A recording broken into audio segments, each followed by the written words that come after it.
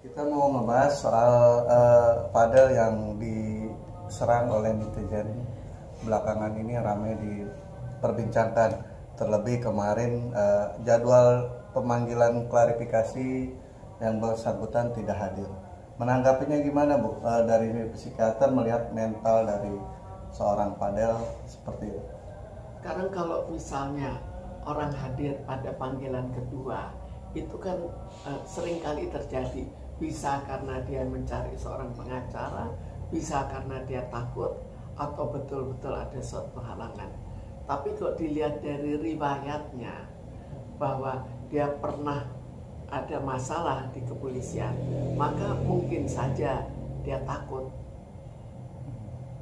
Dengan alasan ketidakhadirannya sakit, itu seperti apa sih Bu melihat Sakit itu sakit yang relatif ya. Apakah betul sakit? Apa sakitnya itu sakit pegel saja, atau sakit betul-betul sampai masuk rumah sakit? Kok sampai rumah sakit sih tidak kan? Tapi mungkin saja itu sebagai suatu alasan. Bu, ini kan kasus marak ramai ketika yang bersangkutan adanya sebuah pelaporan terkait mengenai anak di bawah umur ya Bu. Apakah ini merupakan dari bagian terganggu nggak sih Bu kejiwaannya? Mental. Gitu kan? Mental dari siapa? Mental dari Fadel. Fadel. Jadi sekarang ini kan kita tidak bisa mengatakan bahwa akhirnya mental Fadel terganggu karena berpacaran dengan orang di bawah umur.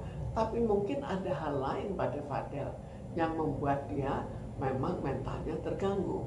Misalnya kalau memang benar dia pernah diperkarakan, pernah ya ditahan, ya mungkin saja memang ada suatu kelainan. Ada kecemasan mungkin Bu, seperti apa? Kecemasan juga mungkin juga depresi, mungkin dia juga ketakutan, nggak tahu juga. Apa memang biasanya kalau pemanggilan pertama dari pihak kepolisian itu emang bisa tidak dihadiri oleh yang dipanggil atau gimana Bu? Sekarang kalau panggilan pertama itu biasanya kesempatan untuk menghindar. Itu kan alasannya macam-macam. Dia juga bisa saja belum dapat pengacara yang pas. Dia juga bisa saja misalnya ketakutan, atau karena hal-hal lain tetap memungkinkan. Tapi memang jika seseorang ketakutan, dia seringkali yang pertama kali tidak datang. Tapi bukan berarti tidak datang otomatis ketakutan. Tapi itu emang kalau seseorang yang rasa bersalah itu mempengaruhi mental psikisnya untuk tidak, ibaratnya ada ketakutan, keraguan untuk datang. Kalau orang merasa bersalah kan dia mau berpikir lebih lama kan. Jadi ya mungkin dia akan hadir pada panggilan kedua, bukan panggilan pertama.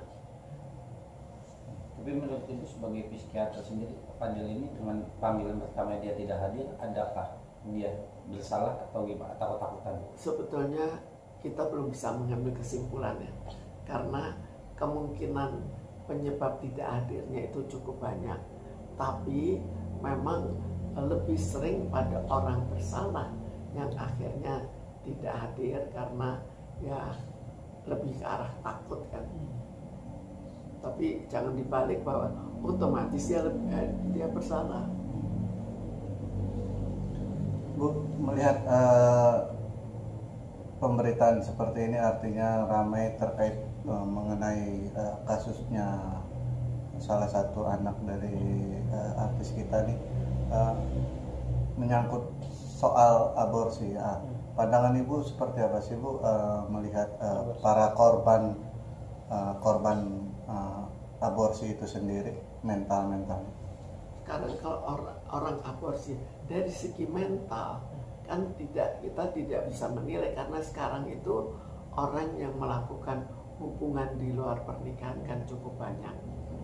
Jadi tapi kalau misalnya dia memang sudah hamil, kemudian dilakukan di Indonesia kan tidak boleh aborsi, kecuali kalau ada beberapa hal yang sifatnya medis baru diizinkan. Tapi dalam hal ini kan hal medis kan tidak ketahuan.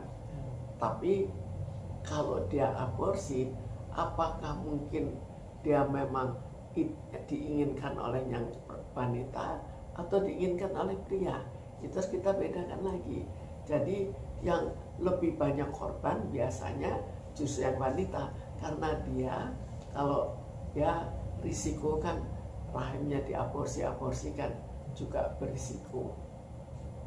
Efeknya seperti apa Bu biasanya? Ya efeknya terutama Yang efek pernah fisik ya. mengalami Tapi seringkali kalau dilakukan dengan baik itu tidak banyak masalah. Hanya di sini sampai seberapa jauh dia akhirnya sebetulnya menginginkan anak itu, tapi dia dipaksakan. Atau dia memang betul-betul tidak menginginkan, jadi memaksakan adanya aborsi. Ada traumanya seperti apa Bu? Kalau dia memang menginginkan anak itu, akhirnya harus diaborsi, jelas bagi dirinya suatu kekecewaan. Tapi kalau memang dia sebenarnya tidak ingin dan akhirnya meminta untuk dilakukan aborsi, maka secara mental dia tidak termasalah. Tidak ada hal yang berhubungan dengan masalah diaborsikan, kecuali bagi mereka yang menganut kepercayaan bahwa itu tidak boleh. Kan ada juga yang mengatakan itu tidak boleh karena ini sudah punya nyawa. Bu, berarti bagi seseorang yang sudah melakukan aborsi, khususnya Laura atau Lolis tersebut, ini kondisi mentalnya pasca setelah aborsi ini akan down banget atau gimana nih Bu?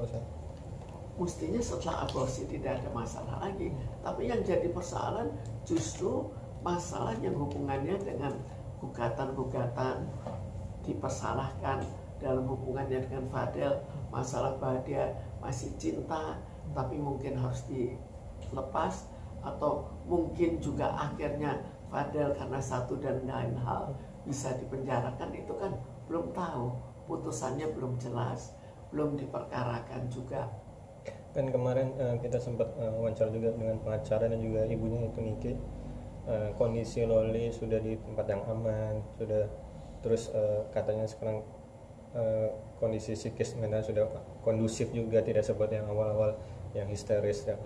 Ini gimana Bang, sudah tepatkah sebetulnya di tempat yang aman untuk bagi seorang anak? Kalau sudah jelas aman, ya memang itu sudah suatu hal yang positif kan. Dan dengan akhirnya ada suatu perasaan yang aman, lalu sudah kondusif, maka lebih mungkin untuk nanti akhirnya berpikir secara lebih rasional. Berpikir secara lebih rasional untuk pendekatan pada ibunya, dan berpikir secara rasional dalam hubungan dengan pacarnya. Semua itu terkait dengan mental yang tenang.